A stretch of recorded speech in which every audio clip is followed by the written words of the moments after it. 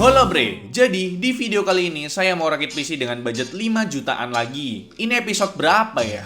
Oh iya, episode 46 bre. Sebenarnya spesifikasinya sama kok kayak di episode 44. Bedanya ada di beberapa part karena ketersediaan di marketplace lagi nggak ada. Contoh kayak SSD, casing, cooler, dan VGA. Mobo RAM sama prosesornya masih sama. Konsepnya pun masih sama juga. PC putih gitu dah. Dan kita mau compare antara PC episode 46 dan PC episode 44. Karena di video rakitan PC episode 44 banyak yang komen gak worth it karena VGA-nya masih GT730.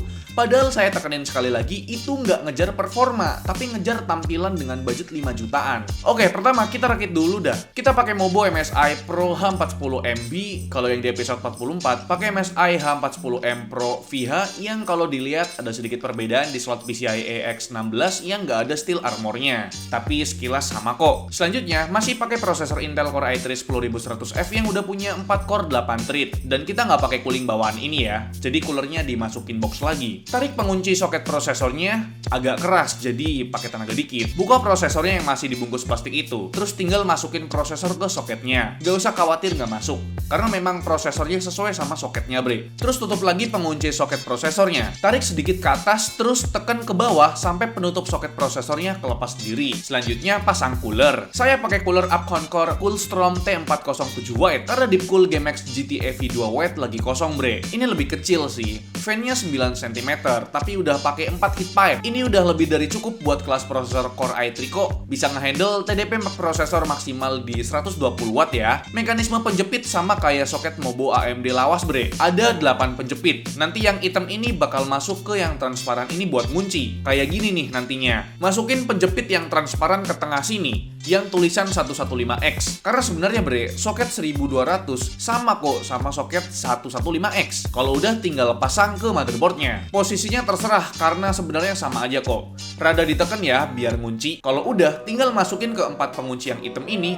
biar makin kenceng. Udah deh, tinggal dikasih thermal pasta yang udah ada di paket pembelian coolernya, dan tinggal dipasang coolernya. Dan jangan lupa colok kabel 4 pin PWM-nya ke CPU fan 1 di motherboard. Next pasang RAM-nya. Masih sama, pakai RAM GeForce Delta White RGB 8GB DDR4 3200 MHz. Walaupun sebenarnya prosesornya cuma support 2666 MHz, tapi nggak apa-apa, lebih baik lebih tinggi daripada nggak sama sekali. Caranya tarik ke belakang pengunci RAM-nya, terus pasin posisi lubang RAM-nya, dan tinggal pasang sampai bunyi ceklek. Next, tinggal dimasukin ke kandangnya yaitu casing. Di episode 44 kita pakai casing Sagatech Oreo White, karena stok lagi kosong kita pakai Keep Gaming BYRON White. Ini casing sering dipakai buat rakitan kerehore karena harganya cuma Rp375.000. Depannya mesh lagi, tempered glass juga. Terus ada PSO covernya, lumayan oke lah nih casing. Tapi nggak dapet fan tuh, jadi kita beliin fan ID cooling white 2 piece buat intake. Sebelum masukin mobonya ke dalam casing, usahakan lepas side panel kanan kiri dulu, biar gampang proses rakitnya nanti. Kalau udah, jangan lupa pasang besi silver ini, aka back panel ke belakang casing. Nih besi ada di dalam box motherboard ya bre. Kalau udah, tinggal masukin motherboard, prosesor, cooler, dan RAM yang udah kita pasang tadi ke dalam casing ini. Pasin aja sama lubang-lubang bautnya. Nah, buat yang tanya, baut-bautnya dapat dari mana bang? Kalau kalian beli casing baru, tuh baut-baut udah lengkap ada di dalam casingnya bre. Terus tinggal baut di keempat sudut motherboardnya bre.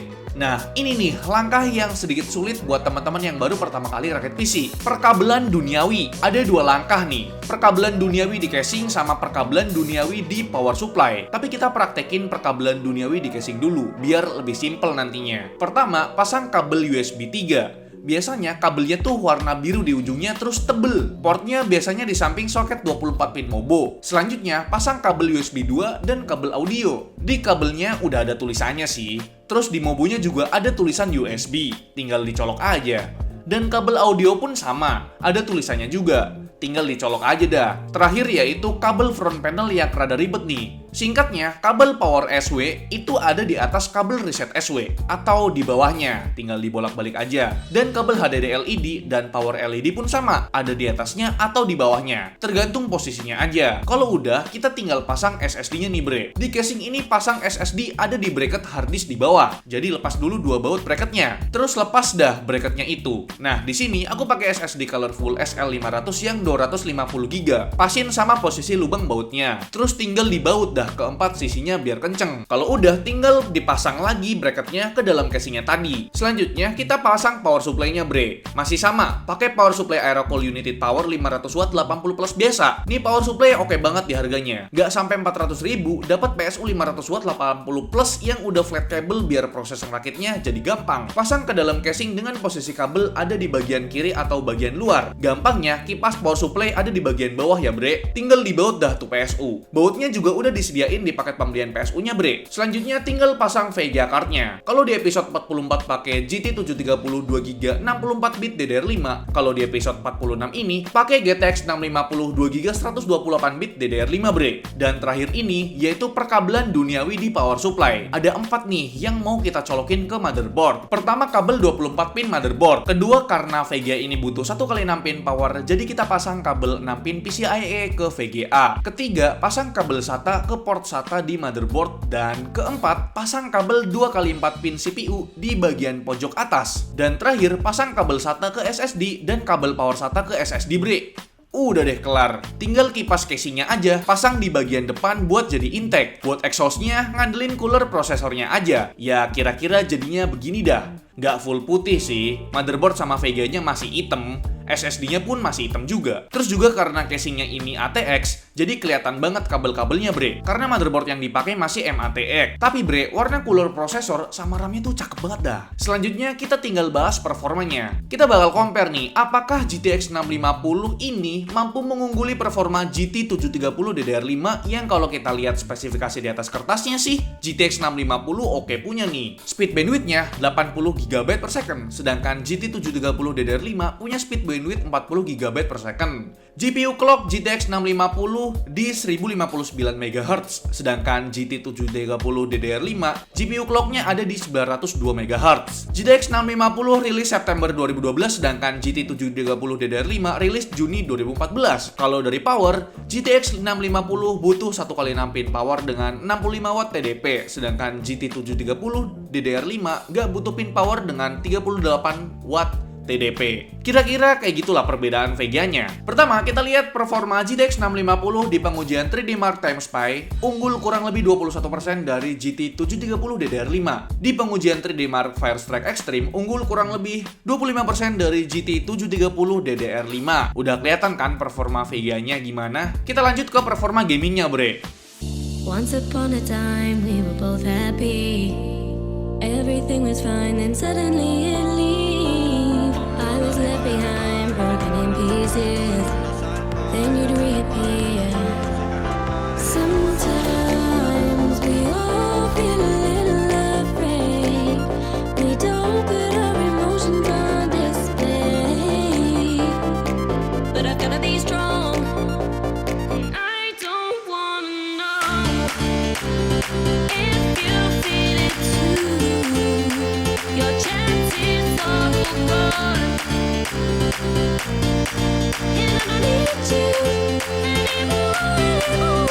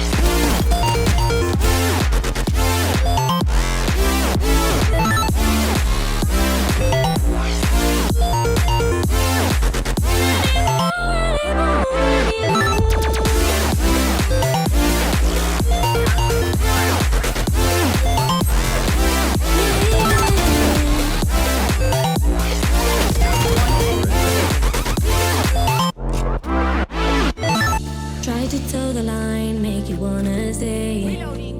Di game Cyberpunk, performa GTX 650 unggul 3 FPS-an, tapi tetap gak playable ya. Di game Battlefield 5, performa GTX 650 unggul 3-5 FPS-an. Sedangkan di game Rainbow Six Siege, performa GTX 650 kalah 5-8 FPS-an dari GT 730 DDR5.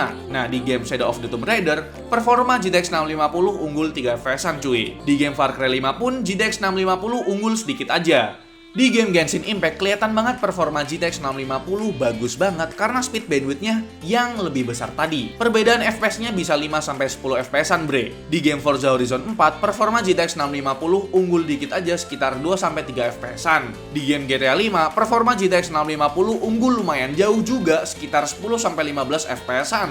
Di game Valorant nih, performa GTX 650 nggak usah diraguin lagi dah. Unggul jauh sekitar 50-70 FPS-an bre. Dan game terakhir yaitu Apex Legends, performa GTX 650 unggul lagi di angka 10-15 FPS-an dari GT 730 DDR5. Jadi memang performa GTX 650 ini masih bisa banget diandelin kalau kalian mau rakit PC kere-hore. Kalau dilihat dari umurnya sih udah 10 tahunan ya, tapi nggak bikin performa GTX 650 ini buruk bre. Umurnya cuma beda 2 tahun lah sama GT 730 DDR5 tadi. Terakhir untuk penggunaan dayanya bre, kita ada bandingin juga sama PC episode 44 ya. Untuk penggunaan daya saat idle dan saat nonton video YouTube 1080p sebenarnya nggak ada perbedaan. Idle-nya di 40 watt, nonton video YouTube 1080p di 45-50 watt. Nah, pas digas main game berat kayak Cyberpunk 2077, baru kelihatan nih. PC episode 44 penggunaan dayanya sekitar 90 watt, sedangkan PC episode 46 ini butuh daya sekitar 110 watt, naik 20 wattan ya. Terus pas kita gas di stress test pakai AIDA 64 Extreme, PC episode 44 yang pakai GT 730